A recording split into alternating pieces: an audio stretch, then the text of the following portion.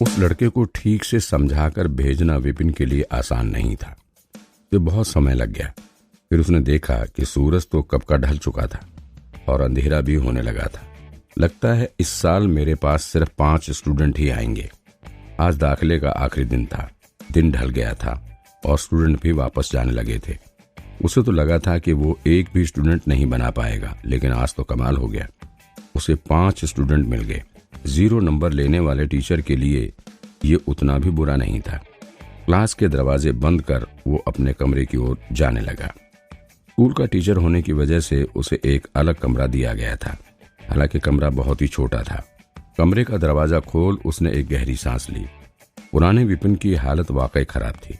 इतना छोटा कमरा, उसमें भी नमी और हर जगह सीलन, यहाँ तक कि बिस्तर पर भी। पता नहीं वो इतने दिन कैसे जिंदा रहा। अभी इस बारे में सोचकर कोई फायदा नहीं होगा। कल से क्लास शुरू हो जाएगी और मुझे अपनी तकनीक थोड़ी विकसित करनी है। कम से कम कोशिश तो कर ही सकता हूँ। वैसे भी अभी विपिन को भूख नहीं लगी थी। वो ध्यान लगाने का तरीका याद करने की कोशिश कर रहा था। याद आने पर वो चौकड़ी मारकर बिस्तर पर बैठ गया। उसे कुछ कुछ तो याद आ रहा था, लेकिन ध्यान लगाकर विकास करने का तरीका विपिन के लिए नया था। वो ये देखने के लिए उत्साहित था कि ध्यान लगाने से शरीर में क्या बदलाव होते हैं। अब जब दाखिले की टेंशन खत्म हो गई थी तो उसे अपनी तकनीक भी सुधार लेनी चाहिए। आखिरकार ताकत जिसके पास होती है वही ताकतवर होता है। लाइब्रेरी उसे सामने वाले की कमजोरी और कमियां तो बता देगी, लेकिन अगर सामने वाला उससे कहीं अधिक ताकतवर हुआ तो कमियां पता होकर भी वो उसका कुछ नहीं बिगाड़ पाएगा। जब वार करने की ताकत और समय ही नहीं मिलेगा तो वो कमियों का फायदा उठाएगा कैसे? इससे पहले कि वो कोई वार करे, सामने वाला उसे चूहे की तरह मार चुका होगा। इसलिए लाइब्रेरी उसकी मदद तो जरूर कर सकती थी, लेकिन उसे अभेद नहीं बना सकती थी। अगर उसे सबसे शक्तिशाली बनना था तो उसे अपनी तकनीक और ध्यान लगाने का तरीका दोनों को सुधारना ही होगा। पुराना विपिन सचेतन तकनीक इस्तेमाल कर रहा था। उसे कराटे स्कूल के फाउंडर ने बनाया था। इस तकनीक में 9 लेवल होते हैं। हर लेवल पर कई स्टेज होते हैं, जिसे ध्यान लगाने वाले को अपनी ताकत का विकास कर पार करना होता है। वो तकनीक को याद करने की कोशिश करने लगा। एक ध्यानी को 9 लेवल पार करने होते थे। हर लेवल पार करने पर ही अगला लेवल खुल सकता था। जो जितने ऊपर के लेवल पर होता था, अगले लेवल तक पहुंचना उतना ही ज्यादा मुश्किल हो जाता था। सचेतन तकनीक स्कूल में सबसे ज्यादा इस्तेमाल की जाने वाली तकनीक थी। इस समय मैं स्कूल का सबसे कमजोर टीचर हूँ। स्कूल के सारे टीचर लेवल 4 पर जा चुके हैं। सिर्फ वही लेवल 3 पर रह गया था। उसे ज्यादा मेहनत करने की जरूरत थी। सांस छोड़ते हुए उसने आंखें बंद कर अपना ध्यान केंद्रित करने की कोशिश की। अनगिनत कण उसे दिखाई देने लगे। वो जैसे जैसे सांस ले रहा था और छोड़ रहा था, वैसे वैसे उसे अपनी चेतना बेहतर होती महसूस हो रही थी। थोड़े समय तक ध्यान लगाने के बाद उसने अपनी आंखें खोली और टाइम देखकर बड़बड़ाया। ये तो बहुत धीरे था। अपनी यादें होने के बाद भी उसकी आत्मा अभी भी इस दुनिया के हिसाब से बंधी थी। ज्यादा समय तक एक ही जगह पर बैठकर ध्यान लगाने में उसे बड़ी ही मुश्किल हो रही थी। और जब उसने देखा कि उसे थोड़ा विकास करने में भी कितना समय लग रहा था, और वो और भी ज्यादा असहाय महसूस करने लगा। सांस पर ध्यान फोकस कर और हवा में छोटे छोटे चेतना के कणों को आपस में जोड़कर उन्हें अपने शरीर में इकट्ठा करने से चेतना का विकास हो सकता था। जैसे लकड़ियों को इकट्ठा कर नदी पर पुल बनाया जा सकता था, ये एक बहुत बड़ा काम था। कुछ लोगों को तो रोज ऐसा करने पर भी 3 से ज्यादा साल लग जाते थे अगले लेवल को पार करने के लिए। थोड़ा थोड़ा जोड़कर ही टाइम के साथ ऐसा करना मुमकिन था। इस तरह से मुझे कई साल तक ध्यान करना पड़ेगा। इससे अच्छा तो मैं मर जाऊं। अचानक उसे एक ख्याल आया, अरे हाँ, हालांकि सचेतन ध्यान सबसे मशहूर तकनीक है, लेकिन सबसे ताकतवर नहीं। मैं लाइब्रेरी की मदद से उसकी कमियां देख लेता हूँ और उन्हें ठीक कर देता हूँ। एक बार सारे गड्ढे भर गए तो रास्ता साफ और सीधा हो जाएगा। तब मैं कम समय में भी लेवल पार कर पाऊंगा। ध्यान भी कई तरह से लगाया जा सकता था। जो बेहतर तरह से लगा लेता था वो जल्दी विकास कर लेता था, और जिसकी तकनीक में खामियां होती थीं उसका विकास भी धीरे धीरे होता था। कोई और बेहतर ध्यान लगाने का तरीका भी तो होगा। जिससे कम गलतियां हों। बाकी लोग शायद ध्यान का तरीका ना सुधार पाएं, लेकिन विपिन के पास लाइब्रेरी थी। वो लाइब्रेरी की मदद से ध्यान की गलतियां ढूंढ उन्हें ठीक करने का कोई तो रास्ता निकाल ही सकता था। और अगर उसने ऐसी कोई तकनीक बना ली जिसमें लाइब्रेरी भी गलतियां ना खोज पाए तो उसकी स्पीड कितनी बढ़ जाएगी।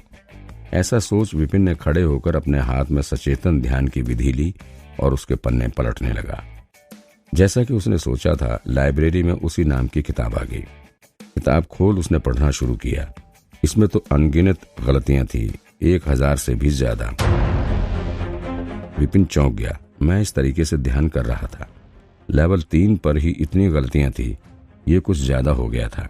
ये तो खराब खाना खाने जैसा ही हुआ। कमाल की बात तो ये थी, ऐसे ध्यान लगाने से भी विकास हो रहा था। पुराने विपिन की इस तकनीक से अब तक तो उल्टे उसका बचा खुचा टैलेंट भी खत्म हो जाना चाहिए था। क्या ध्यान के बाकी तरीके भी ऐसे ही थे? विपिन के कमरे में और भी तरीकों की किताबें थी, केंद्रित, सचेतन, मंत्र, शांत।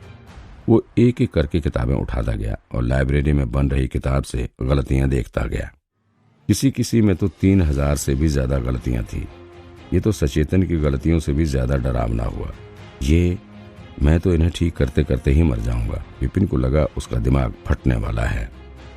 1000 गलतियों को ढूंढ उनका सही जवाब बनाना ही एक मुश्किल काम था। एक को ठीक करो तो पूरा नक्शा ही बदल जाता था। अगर लाइब्रेरी ये बता भी दे कि जवाब ठीक है या नहीं, तो भी इतनी गलतियां ठीक होने तक तो वो पागल ही हो जाएगा। फिर विपिन ने दूसरे नजरिए से सोचा, अभी मैं लेवल 3 शीर्ष पर हूँ, लेवल 4 से बस थोड़ा दूर। मुझे बस किसी भी तरह इस स्टेज की गलती ढूंढकर उसे ठीक करना है। सचेतन ध्यान में इतनी गलतियां देखने के बाद उसे ये समझ आ गया था कि पूरी तकनीक को कम टाइम में ठीक करना नामुमकिन था। इसलिए उसने किताब में स्टेज का आखिरी पन्ना खोला। लेवल 3 एक साथ पार करना मुश्किल तो था, लेकिन शीर्ष स्टेज पर थोड़ी सी ही गलतियां थीं। और जैसा कि उसने सोचा था, इस स्टेज पर उसे 10 गलतियां ही मिली। कण ढूंढने में गलती, कणों को जोड़ने में गलती, जुड़े कणों को नाड़ी में पहुंचाने में गलती। वे 10 गलतियां साफ साफ लिखी हुई थी, लेकिन उन्हें ठीक करने का तरीका नहीं लिखा था। सही रास्ता उसे खुद ही ढूंढना पड़ेगा, और रास्ता ढूंढना आसान नहीं था। शायद लेवल 3 को पार करने से रोकने वाली कमियां हर किताब में अलग थीं। उसके दिमाग में एक और ख्याल आया और उसने सोचा, एक बार बाकी किताबों को भी देख लेना ठीक रहेगा। और जैसा कि विपिन ने अंदाजा लगाया था, दूसरी किताबों में भी गलतियां तो थीं, लेकिन वे इस किताब से अलग थीं। अगर किसी जगह गलती का जिक्र नहीं किया है, मतलब वो जगह ठीक होगी। विपिन को एक आइडिया सूझा। उसने कागज और पेन ले सारी किताबों का सही हिस्सा लिखना शुरू कर दिया। जल्दी ही उसे लेवल पार करने का सबसे सीधा और साफ रास्ता मिल गया। चलो इसमें कितनी गलतियां हैं ये देखते हैं। हल्की मुस्कान के साथ उसने अपना लिखा कागज उठाया। कागज हाथ में लेते ही लाइब्रेरी में एक किताब बन गई, लेकिन इस बार उसमें केवल एक ही गलती थी। थोड़ी देर और ढूंढने के बाद उसने वो गलती भी सुधार ली और फिर से लाइब्रेरी की किताब में गलतियां पढ़ने की कोशिश की। सचमुच सारी गलतियां ठीक हो गई थी और तरीका परफेक्ट बन गया था। यही लेवल 3 पार करने का सबसे ठीक तरीका है। मैं एक बार इसे इस्तेमाल करके देखता हूँ। वो फिर बिस्तर पर बैठ गया और नए तरीके से ध्यान लगाने लगा। शरीर को ढीला छोड़कर गहरी सांस लेनी है। फिर ऐसे कल्पना करनी है जैसे ली हुई सांस शरीर के हर कोने में जा रही है। शरीर के हर हिस्से में नई ताकत आ रही है। हालांकि उसे ध्यान लगाने का कुछ खास अनुभव नहीं था, लेकिन उसे कणों को महसूस कर उन्हें बांधने में ज्यादा दिक्कत नहीं हुई। एक एक कण से कुछ ज्यादा ऊर्जा नहीं मिलती थी, लेकिन जब पूरा शरीर कणों को सोख रहा था तो विपिन को एक अद्भुत स्पीड देखने को मिली। कण एक नदी की तरह आ रहे थे और फिर शरीर में घुलते ही बाढ़ बनकर उसकी नाड़ियों की तरफ चले जा रहे थे। बूम! उसकी आत्मा में एक धमाका हुआ। पहले वो लेवल 4 तक पहुंचने से सिर्फ एक कदम ही दूर था, लेकिन इस बाढ़ की वजह से उसकी चेतना का विकास इतनी स्पीड से हुआ कि उसे उसका असर अपनी हड्डियों तक महसूस हुआ। Level 4 stage 3। विपिन की आंखें खुल गईं। ये तो बहुत तेजी से हुआ। सचेतन की विधि के मुताबिक उसे लेवल 4 पहुंचने में ही कम से कम 3 से 5 महीने का टाइम लग जाना चाहिए था, और वो भी अगर उसकी किस्मत ने साथ दिया तो ही। लेकिन सिर्फ एक गलती ठीक करके ही उसे वहां तक पहुंचने में कितनी देर लगी? 10 मिनट, 5 मिनट। और ध्यान तो सिर्फ शायद उसे 3 मिनट ही लगाना पड़ा।